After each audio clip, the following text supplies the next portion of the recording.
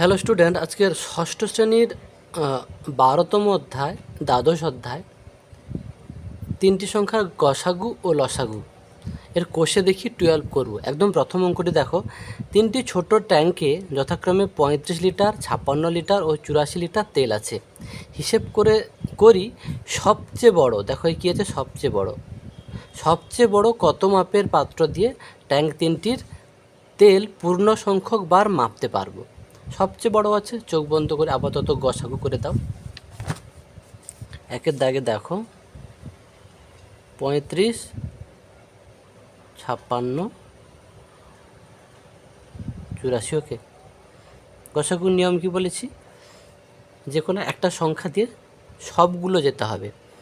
তাহলে আমি দেখো 7-এ যাবে, 7 5 35, 7 8 56, 7 1 7, 7 2 14, আর যাবে না। তাহলে এটাই গসাগু, এটা হবে। অতএব সবচেয়ে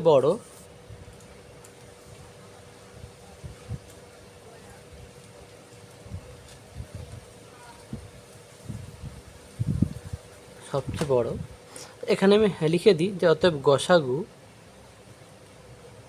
সমান 7।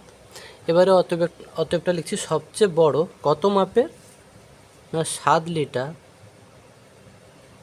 মাপের, 7 লিটার মাপের পাত্র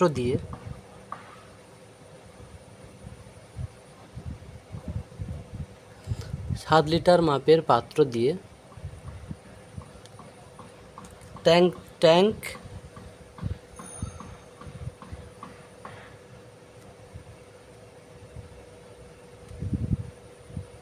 ট্যাঙ্ক তিনটির তেল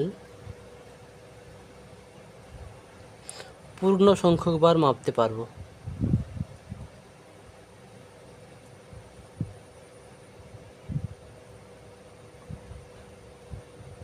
পূর্ণ সংখ্যক বার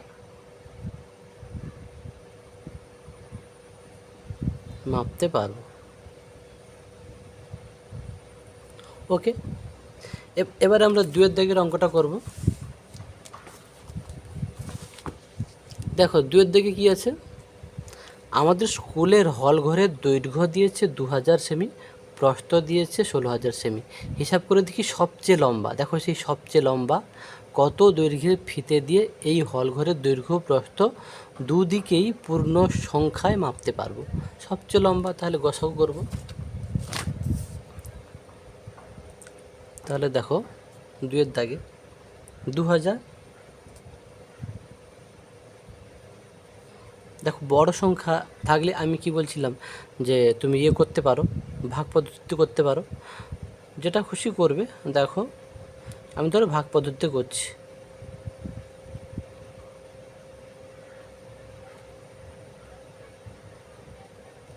1600 একে 1600,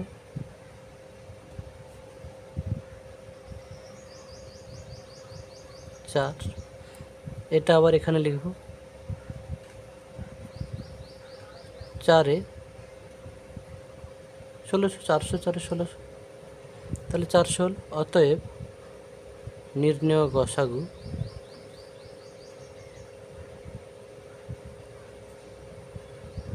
চারশো।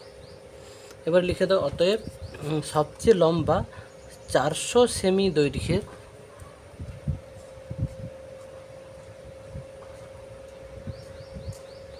সবচেয়ে লম্বা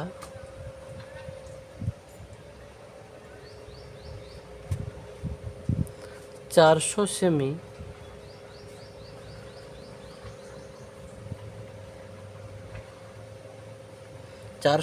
দৈর্ঘ্যের ফিতে দিয়ে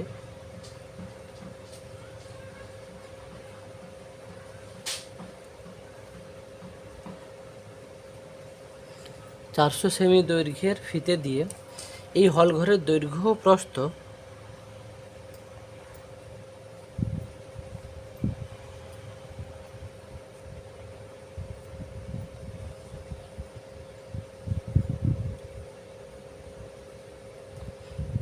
দুদিকই পূর্ণ সংখ্যায় মাপতে পারবো।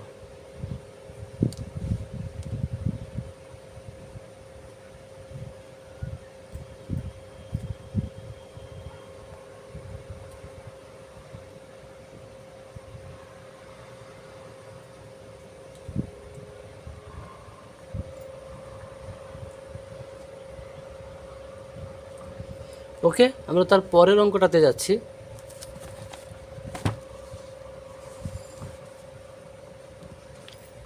দেখো 3 দাগে আছে 1071টি ধুতি, 595টি শাড়ি, 357টি জামা মজুদ আছে। হিসেব করে দেখি সবচেয়ে বেশি, আবার সে দেখো সবচেয়ে বেশি আছে, সবচেয়ে বেশি কত পরিবারের মধ্যে ওই জিনিসগুলি সমান ভাগে ভাগ করে দিতে পারবো। ওকে, তাহলে আমরা একদম প্রথমে গসাগু বার করি। দেখো একদম প্রথম দুটোর মধ্যে যেটা বড়টাকে ছোটোটা দিয়ে করতে হবে। তাহলে একে যাবে, দেখো 595, একে 595 বিয়োগ করো 6, তারপরে এখানে আছে ধরো 6 আছে 16, 7, ওকে, তাহলে এখানে আর 9 আছে 4, ওকে ওকে। তারপরে দেখো আবার আমি এটাকে এখানে লিখবো 595, সেই দেখো একে যাবে 476, 15, 8 দেখো 9, এখানে 8 আছে 1, ওকে, আর এখানে হচ্ছে 1, 119। তারপরে দেখো এটাকে আবার লিখবে এখানে 476।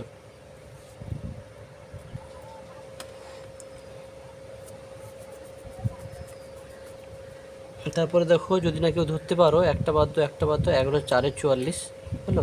তাহলে 4 তুমি দেখে নিতে পারো যেভাবে দেখানো হয়েছে কোন সংখ্যা দিয়ে যাবে। তাহলে 119 4, 9 4 36, 6 3, 4 1 4, 3 7, 4 1 4, দেখো মিলে গেছে। তাহলে 119 4 হলো 476, ওকে।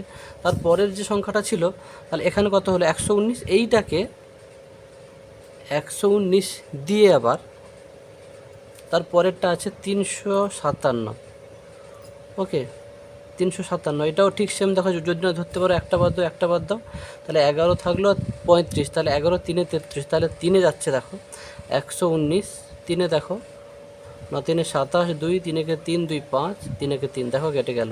119 3 357, তাহলে ফাইনাল উত্তর মানে গসাগু এইটা হবে 119 হলো। 3টে সংখ্যা থাকলে এরকম একদম প্রথমে বড়টাকে দিয়ে ছোটোটা করবে, মানে প্রথম দুটোর মধ্যে যেটা বড় তাকে দিয়ে ছোটোটা করবে, তারপরে যেটা পড়ে থাকলো সেইটাকে আবার এদের মধ্যে যে গসাগু হবে সেইটা দিয়ে করতে হবে। তাহলে অতএব নির্ণেয় গসাগু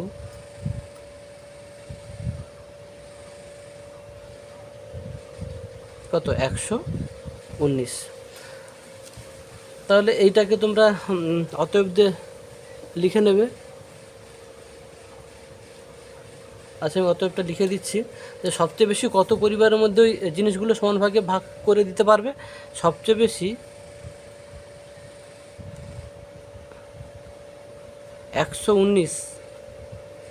119টি পরিবারের মধ্যে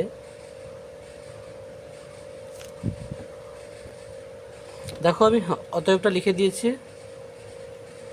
সবচেয়ে বেশি 119টি পরিবারের মধ্যে ওই জিনিসগুলি সমানভাবে ভাগ করে দিতে পারবো। তারপরের মানে ওর সঙ্গে আরেকটা প্রশ্ন ছিল, প্রত্যেক পরিবার কতগুলো করে জিনিস পাবে। তাহলে প্রত্যেক পরিবার ধুতি কটি পাবে, শাড়ি কটি পাবে, আর জামা কটি পাবে। এটা কি করবে, যত সংখ্যক ধুতি আছে তাকে ওই গসাগুটা দিয়ে ভাগ করবে, যত সংখ্যক শাড়ি আছে তাকে ওই গসাগুটা দিয়ে ভাগ করবে, আর যত সংখ্যক জামা আছে তাকেও ওই গসাগু দিয়ে ভাগ করবে। তাহলে প্রত্যেক পরিবার কতগুলি করে কি কি জিনিস পাবে আমরা পেয়ে যাব। তাহলে দেখো লিখছি, অতএব ধুতি পাবে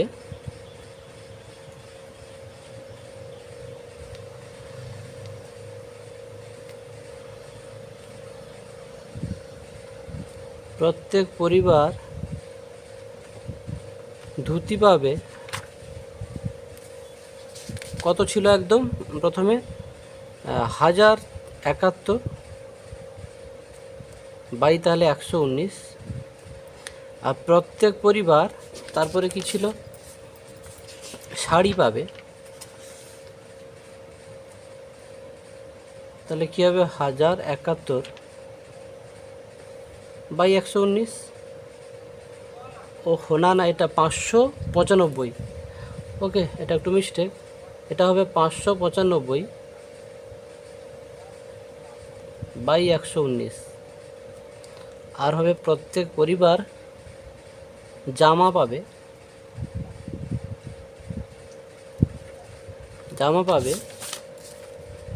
357 বাই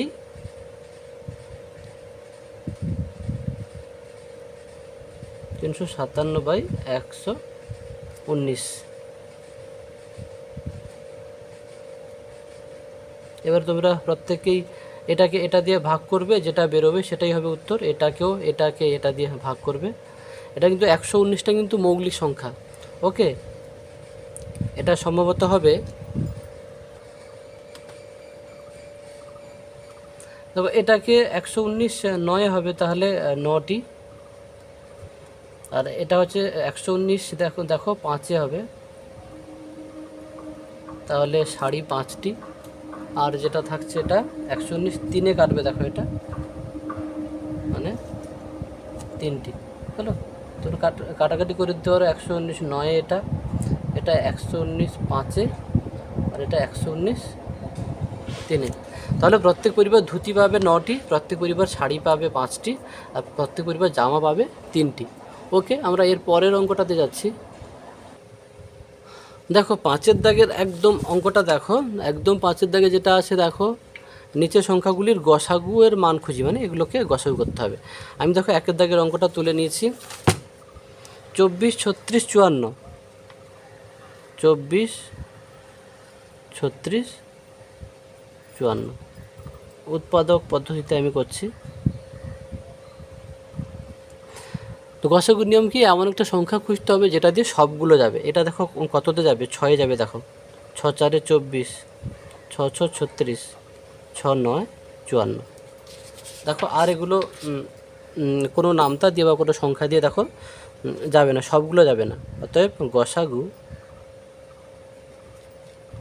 সমান কত, 6। এর পরের দাগের অঙ্কটা দেখো করছি, বির দাগেরটা। 24 30 40 আর 48। এটা দেখো একদম প্রথমেই 2তে দাও, 2 2 2 দিয়ে 4, 2 দিয়ে 4 2 4 8। ওকে,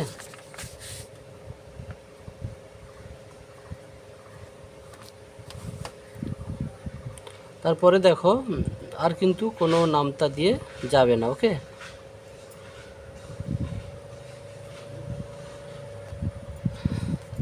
দেখো আর যাবে না, তাহলে এটা নির্ণয় গসাগু, এইটা হবে 2। গসাগুর সময় শুধু কিন্তু ধারেরগুলো হলো, শুধু ধারেরগুলো গুণ করব, মানে যে উৎপাদকগুলো দিয়ে সবগুলো যাবে সেই উৎপাদকগুলো শুধু গুণ করব। ওকে, এখানে শুধু একটা আছে 2, তাহলে এটা 2 অ্যান্সার। তারপর 3-এর দাগে দেখো 296, তারপরে 703, 814। দেখো এই অঙ্কটা তোমরা উৎপাদক বিশ্লেষণ পদ্ধতিতে যদি মাথায় না আসে, আমি বারবার বলছি গসাগু যেহেতু ভাগ পদ্ধতিতে করা যায়, তোমরা কিন্তু ভাগ পদ্ধতিতে করবে। অনেক সময় পরীক্ষা হলে মাথায় আসে না, আর ভাগ পদ্ধতি করলে মাথায় না এলেও সব স্টুডেন্ট হচ্ছে পারবে। এটা কিন্তু মৌলিক সংখ্যা শুধুমাত্র 37 দিয়ে যাবে। ওকে, দেখো 37 8-এ যাবে, এটা 37 9,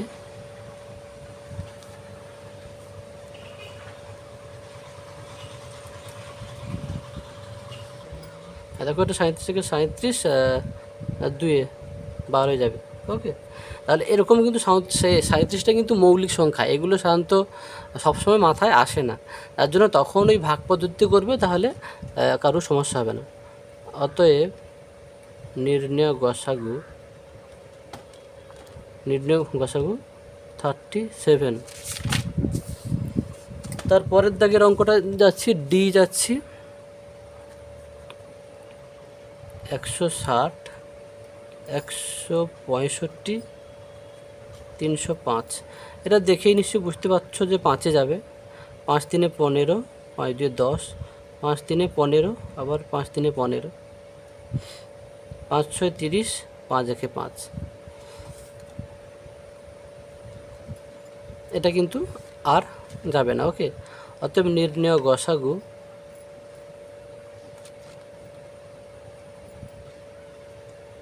সমান কত হবে? এইটা 5। তারপরের দাগের অঙ্কটা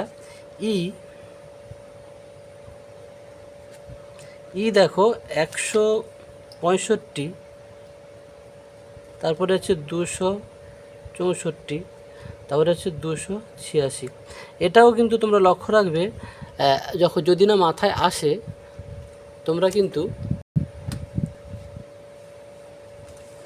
ভাগ পদ্ধতি করবে। এটা কিন্তু 11তে যাবে, হলো 11 মৌলিক সংখ্যা, বিশেষ করে 7, 11, 13, 17, 19, 23 এগুলো দিয়ে কিন্তু ধরা যায় না হঠাৎ করে মাথায়। তাই হোক, দেখো 11 একে 11, 11 5-এ 55, 11 2 22, 11 4-এ 44, 11 2 22,